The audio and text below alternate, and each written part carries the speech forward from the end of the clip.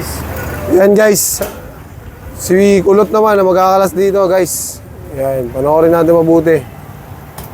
Para sa lahat ng mga baguhan, panoorin nyo to. Makakuha kayo ng technique and tip sa ginagawa ni Kulot.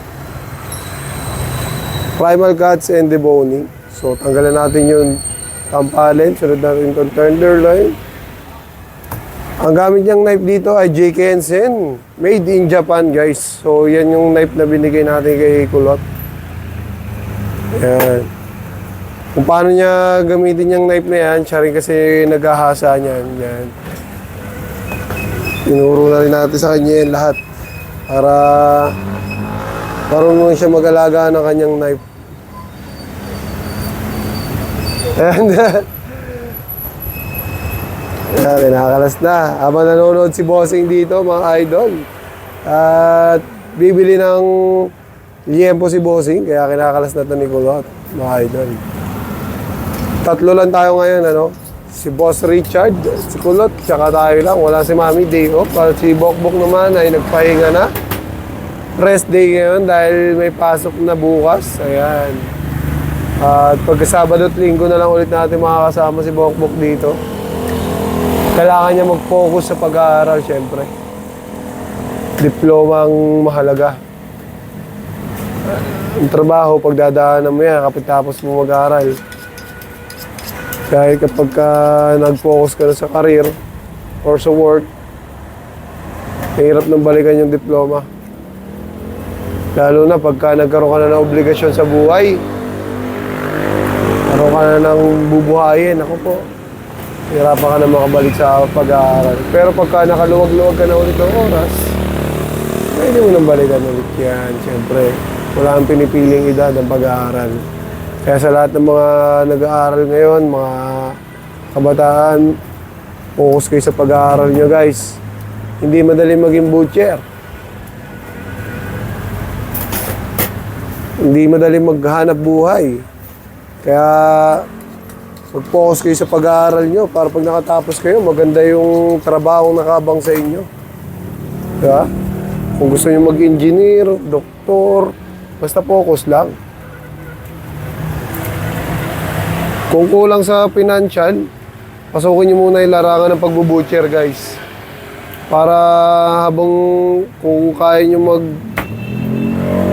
working student, at least meron kayong dalawang option. Habang nag-working student kayo, kapag nakagraduate kayo, pwede kayong mag-abroad or pwede kayong dito mag-work sa Pilipinas, syempre, di ba?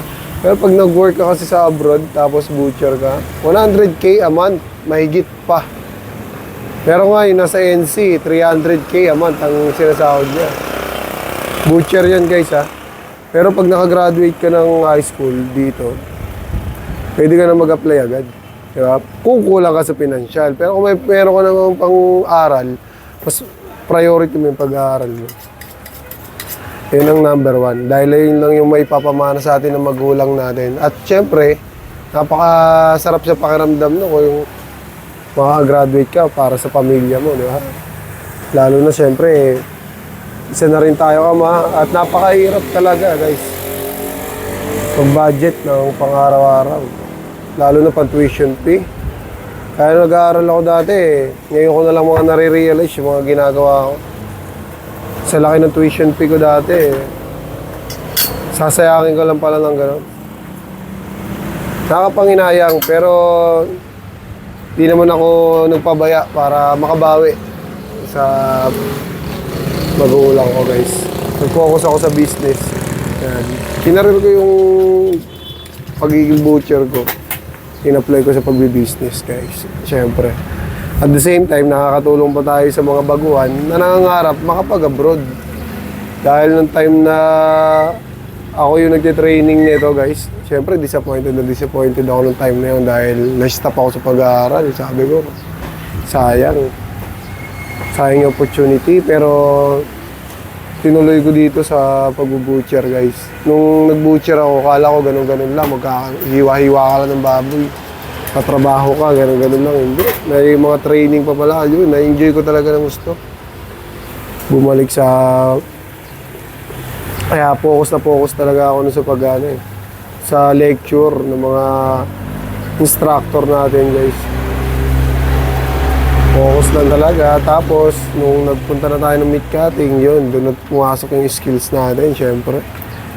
Tapos, nagkaroon pa tayo ng NC1, NC2, kaya talagang masarap sa feeling.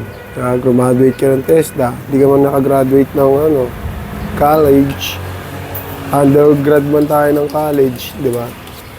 Pero at least meron tayong certificate and skilled, di ba? Tapos nagagamit natin sa business. Napakalaking bagay nun. Yan, dalawang option ng pag-butcher, guys. Pwede kayong mag-business, pwede rin kayong mag-work abroad, di ba? Pag dito sa Pilipinas, hindi talaga kakayanin, maliit talaga yung sahod. Pero pag nasa abroad ka, malaki. Sobrang laki. Yun nga lang, syempre kailangan kaya mo yung trabaho kasi hindi lang puro sahod yung titingnan mo. Dahil mabigat din yung trabaho ng butcher sa abroad, guys. At ito nga yung ginagawa ni Kulot, guys. Ayan, napapractice niya na yung tinuturo natin. At ayun na yan, basic na yung ginagawa niya, di ba? Marunong na naman talaga to si Kulot. Talagang kulang lang din sa practice. Ayan.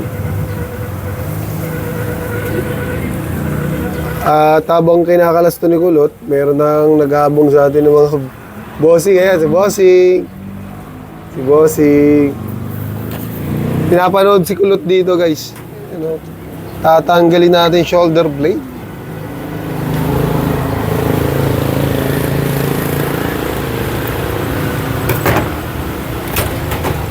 Hatak.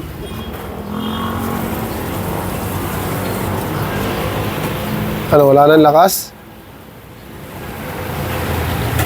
Kaya sa mga nangangarap mag-abroad, guys, tuloy-tuloy nyo lang yan.